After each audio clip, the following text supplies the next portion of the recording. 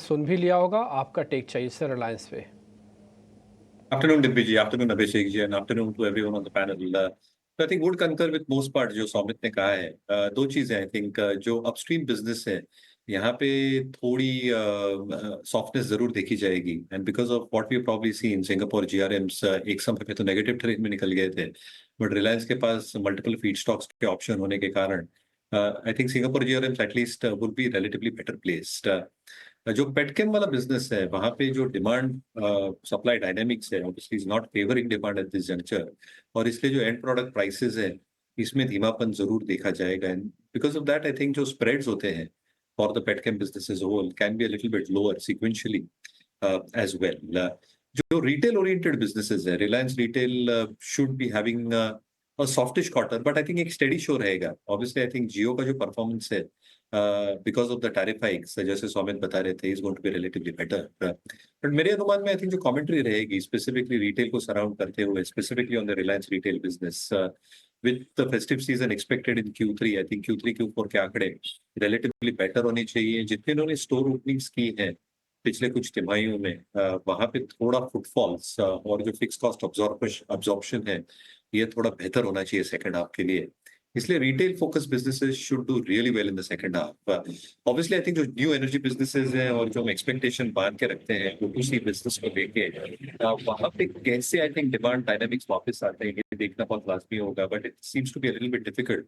With what China is going through for the overall market, और इसलिए I think ये businesses subdued रहेंगे।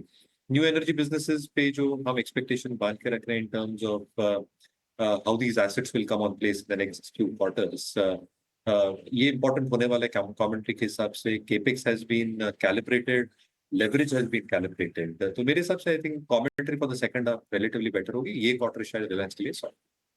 सौमित पहले आप बताओ नंबर्स कैसे आ रहे हैं। रिलायंस इंडस्ट्रीज अपने सेकंड क्वार्टर के नंबर्स रिलीज करने वाला है और अगर आप देखेंगे ओवरऑल नंबर्स जो है कंसोलिडेटेड बेसिस पे वो थोड़े बहुत म्यूटेड आ सकते हैं। रेवेन्यूज अगर आप देखेंगे तो फ्लैट रहेंगे, एबिटा में करीब 2% की ग्रोथ एक्सपेक्टेड है, एबिटा मार्जिन 16.9% के आसपास आने की एक्सपेक्टेशंस है और नेट प्रॉफिट की अगर हम बात करें तो वो 4% हायर हो सकती है ऑन सिक्वेंशियल बेसिस। अब नंबर्स म्यूटेड इसलिए है क्योंकि जो टेलीकॉम नंबर्स है उसके नंबर्स स्ट्रांग होंगे, बट उसके सामने अगर आप देखेंगे तो O2C और oil and gas exploration business जो है वहाँ के नंबर्स काफ़ी म्यूटेड या वीक आएंगे और इसी कारण ओवरऑल नंबर्स अगर आप देखेंगे तो वो भी म्यूटेड होंगे। अब O2C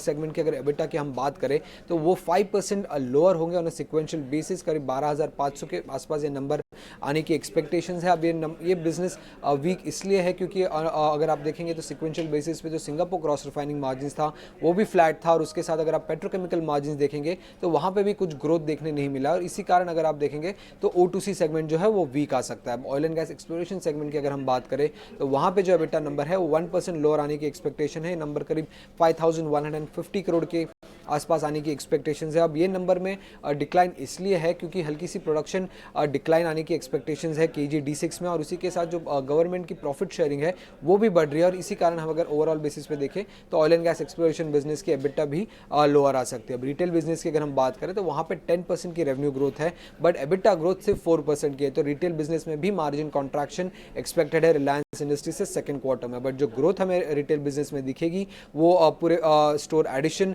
न्यू ब्रांड्स जो कंपनी ऐड कर रही है और फुटफॉल बढ़ने के कारण देखने मिल सकती है। अब रिलायंस जो कि टेलीकॉम आर्म है रिलायंस इंडस्ट्रीज़ की, उसकी अगर हम बात करें तो काफ़ी स्ट्रॉन्ग नंबर्स आने की एक्सपेक्टेशंस है। रेवेन्यू करीब 7% हायर हो सकता है, एबिटा 8% से ग्रो कर सकती है। एबिटा मार्जिन की अगर हम बात करें तो 53.2% के आसपास आने की एक्सपेक्टेशंस है। नेट प्रॉफिट ग्रोथ करीब 14% आने की एक्सपेक्टेशंस है। आरपू जो कि सबसे की नंबर है टेलीकॉम कंपनी के लिए वो 6% से बढ़कर 193 पे आने की एक्सपेक्टेशंस है। बट सब्सक्राइबर बेस अगर हम देखें तो वहाँ पर थोड़ा बहुत कॉन्ट्रैक्शन एक्सपेक्टेड है ऑन सिक्वेंशियल बेसिस। अब जो पूरा ग्रोथ टेलीकॉम बिजनेस में दिख रहा है वो टैरिफ हाइक की वजह से दिख रहा है। आरपू ग्रोथ सबसे हाईएस्ट होगी पिछले 10 क्वार्टर में, बट ये टैरिफ हाइक लेने के कारण अगर आप देखेंगे तो सब्सक्राइबर बेस में डिक्लाइन आने की एक्सपेक्टेशंस है और ये पहली बार होगा पिछले 10 क्वार्टर में जहां पे रिलायंस जियो के सब्सक्राइबर बेस में हमें डिक्लाइन देखने मिल सकता है और ये प्योरली टैरिफ हाइक लेने के कारण जो कस्टमर चर्न होता है उसके वजह से हो रहा है। पहले भी जब कंपनीज ने टैरिफ हाइक लिया था हमें ये देखने मिला था, बट याद रखेगा ये जो टैरिफ हाइक हुआ है उसका पूरा बेनिफिट सेकेंड क्वार्टर में नहीं नहीं रियलाइज़ हो रहा है, आगे चल के भी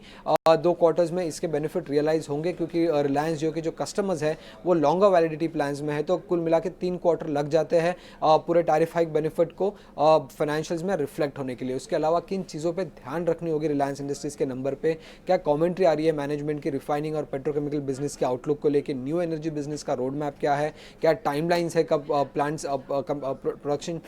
शुरू करेंगे, उसी के साथ कस्टमर का बिहेवियर कैसा रहा है टैरिफ हाइक होने के बाद, ये जानना भी इंपॉर्टेंट होगा। उसी के साथ जियो फाइबर की ग्रोथ और कंपनी के आगे की कैपिटल एक्सपेंडिचर प्लान जानना भी ज़रूरी होगा रिलायंस इंडस्ट्रीज़ के रिजल्ट से। ठीक है सुमित, बहुत शुक्रिया, थैंक यू वेरी मच, सारा डिटेल में आपने